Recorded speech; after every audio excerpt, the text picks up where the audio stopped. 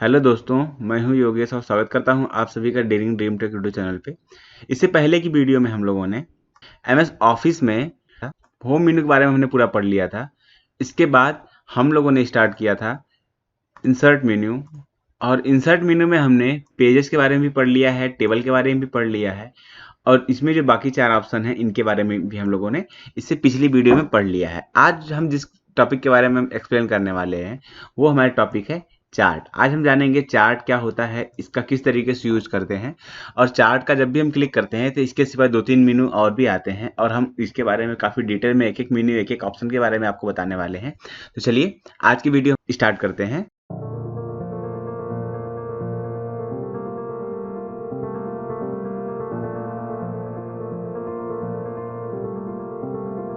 देखिए दोस्तों, चार्ट का यूज़ करने के लिए जैसे हम एमएस ऑफिस वर्ड खोल लेते हैं, इसके बाद इंसर्ट मेन्यू में जाते हैं और उसके बाद यहाँ पे हमारा चार्ट दिखाई देता है। हमारा चार्ट ये जो होता है इसका क्या मतलब होता है, पहले चार्ट का मतलब आप समझ लीजिए कि अगर हमको किसी भी डेटा को, अगर हमको आंकड़ों के हिसाब से दिखाना होता है, हम चाहते हैं किसी भी डेटा को हम लिखने के बजाय किसी चित्र के तरीके से उसको हम दर्शा दें, तो हम इस तरीके से हम चार्ट का यूज़ करते हैं। तो चलिए हम चार्ट पर क्लिक करते हैं और देखते हैं किस तरीके से इसका यूज़ करते हैं। तो हम जैसे ही चार्ट पर क्लिक करते हैं तो चार्ट पर क्लिक करने के बाद यहाँ पे कुछ इस तरीके से इंसर्ट चार्ट खुल के आता है, यहाँ पे डायलॉग बॉक्स खुल के आता है, और उसमें अलग अलग तरीके के चार्ट हैं। जैसे देखिए ये कॉलम वाला है, ये लाइन वाला चार्ट है, इसमें अलग अलग देखिए ये बार वाला है, ये एरिया वाला चार्ट है। तो आपको जिस तरीके का चार्ट की जरूरत हो आप उस तरीके का चार्ट का यूज कर सकते हैं। अगर आपको स्टॉक मार्केट में यूज करना है तो कुछ इस तरीके का चार्ट दिया हुआ है, सरफेस का यूज करना है तो कुछ इस तरीके का चार्ट दिया हुआ है। तो आपको जिस तरीके के लिए भी चार्ट चाहिए आप यहाँ से उस तरीके का चार्ट यहाँ पे इंसर्ट कर सकते हैं। तो इसके बाद हम चलते हैं, हम आज समझेंगे कि कॉलम का जो चार्ट होता है ये किस तरीके से यूज होता है। एक चीज ध्यान रखिएगा, इसके अंदर जो ये बाकी जो चार्ट हैं ये सारे चार्ट है इसी तरीके से यूज किए जाएंगे। मैं एक चार्ट को लेकर बता देता हूँ, इसके बाद आप बाकी चार्ट को आप इजी तरीके से यूज कर पाएंगे। तो चलिए हम बताते हैं सबसे सिंपल चार्ट कॉलम, और ये जो पहला वाला चार्ट है हम इस पे हम क्लिक कर लेते हैं, और इस पे क्लिक करने के बाद हम क्या करते हैं, ओके ओके पर क्लिक करते हैं। जैसे हम ओके पर क्लिक करते हैं तो इधर हमारा चार्ट खुल के आ जाता है, और उसके बाद अगर हम इधर ध्यान से देखें तो इधर हमारी छोटी सी एक एक्सेल की सीट खुल के आ जाती है। तो इस सीट पे हम जो भी डेटा फिल करते हैं यहाँ पे वो चीज़ हमको दिखाई देती है। तो चलिए अब हम बताते हैं कि हम किस तरीके से अपने आंकड़ों को एक चार्ट में दर्शा सकते हैं। तो आंकड़ों को चार्ट में दर्शाने के लिए देखिए यहाँ पे कैटेगरी 1 है, कैटेगरी 2 है, 3 है, 4 है, यहाँ पे क्या है, सीरीज 1 है, सीरीज 2 है और सीरीज 3 है। तो पहले देखते हैं ये चीज़ क्या होती है। जैसे मान लीजिए अगर हम बात करें, हम एक ऐसा डेटा तैयार करने जा रहे हैं जिसे हम सीरीज में डाल देते हैं। पहले 2000 डाल देते हैं, ठीक है, और उसके बाद यहाँ पे डाल देते हैं सन 2010 डाल देते हैं, और यहाँ पे डाल देते हैं सन 2020, ठीक है। अब इसके बाद क्या करते हैं, देखिए ये एक कोई मतलब निश्चित डेटा नहीं है, मैं अपने अनुमानित डेटा के हिसाब से मैं चीज़ें बनाने जा रहा हूँ, ठीक है। तो इसका हम यहाँ पे देखते हैं कि हम इंटरनेट यूज़र को लेके बनाते हैं कि किस देश में इंटरनेट यूज़र किस तरीके से बढ़े, 2000 में कितने थे, 2010 में कितने हो गए, 2020 में कितने हो गए। तो हम इसको लेके बनाने जा रहे हैं। तो कैटेगरी 1, कैटेगरी 2, कैटेगरी 3 में हम डालने वाले हैं, यहाँ पे कुछ देशों के नाम डालने वाले हैं। तो हम देख लेते हैं, सबसे पहले डालते हैं इंडिया। तो इस तरीके से हम यहाँ पर जो है अलग अलग सन ले लेते हैं, अलग अलग यहाँ पे हमने कंट्री का भी नाम ले लिया है, और इसके साथ ही हम यहाँ पे आंकड़ों को दर्शाने वाले हैं।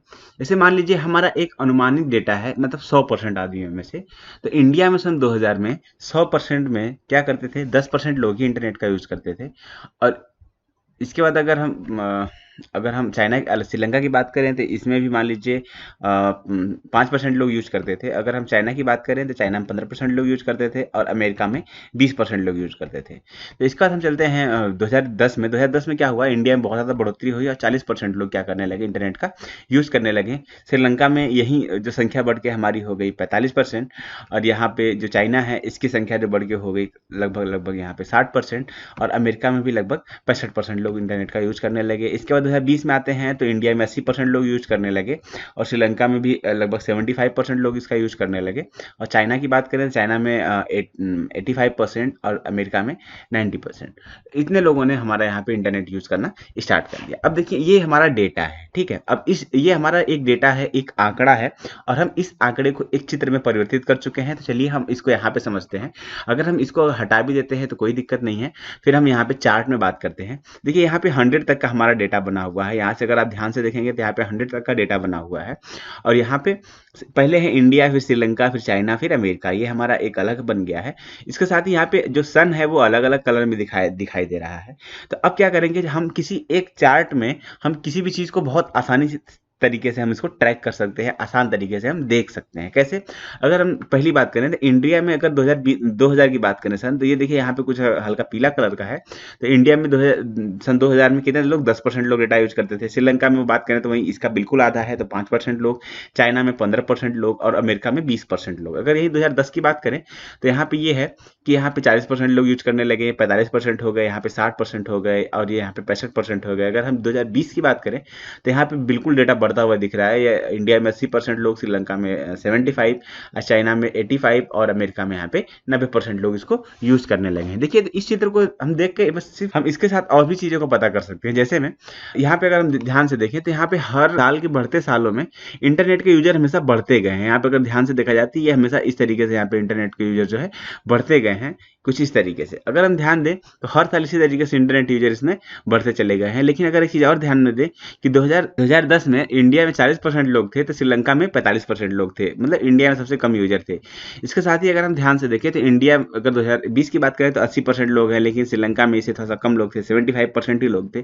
चाइना की बात करें तो चाइना थोड़ा सा इंडिया से आगे था, अमेरिका इससे आगे था। तो एक चित्र से हम बहुत चीजें हम अनुमानित कर सकते हैं और इससे हम देख सकते हैं। तो मतलब आपको इतना समझ में आ गया होगा कि चार्ट का मतलब होता है हम किसी भी आंकड़े को एक चित्र, एक ग्राफ में, एक चार्ट में हम तैयार करके सामने वाले को देते हैं, ताकि सामने वाला उस चार्ट को देख के सारे आंकड़ों को समझ जाए। तो जब भी हम चार्ट सेलेक्ट करते हैं तो यहाँ पे ध्यान से देखेंगे तो 3 तरीके के मेनू खुल के आते हैं। एक डिजाइन है, एक लेआउट है और एक फॉर्मेट है। तो चलिए हम देख लेते हैं इन सब का यूज क्या होता है। देखिए यहाँ पे जो पहले हम डिजाइन को देखते हैं। डिजाइन में यहाँ पे होता है चेंज चार्ट टाइप। यहाँ पे अगर आप क्लिक करते हैं, अगर चार्ट का टाइप अगर आप चेंज करना चाहते हैं तो यहाँ से हम चार्ट का टाइप जो है आप यहाँ से ओके करके चार्ट का टाइप यहाँ से चेंज कर सकते हैं। ध्यान से देखिएगा तो यहाँ भी बिल्कुल वही चार्ट वही है, डेटा वही है, हर चीज़ वही है, लेकिन चार्ट का जो स्टाइल यहाँ पे चेंज हो गया है। अगर यहाँ से और ध्यान से अगर बात करें देखने के लिए तो यहाँ से अगर आप ध्यान से देखेंगे तो यहाँ भी सब कुछ आपको समझ में आ रहा होगा। तो यहाँ पे अलग अलग तमाम तरीके के जो है चार्ट दिए गए हैं। आप इन चार्ट को देख करके समझ सकते हैं कि किस तरीके से यहाँ पे चीज़ों का यूज होता रहा है। अब आगे देखते हैं आगे क्या होता है। इसको हम फिर से नॉर्मल कर लेते हैं। यहाँ से अगर सेव एज टेम्पलेट कर देंगे तो ये आपका सेव हो जाएगा। इसके बाद यहाँ पे सेलेक्ट डेटा होता है।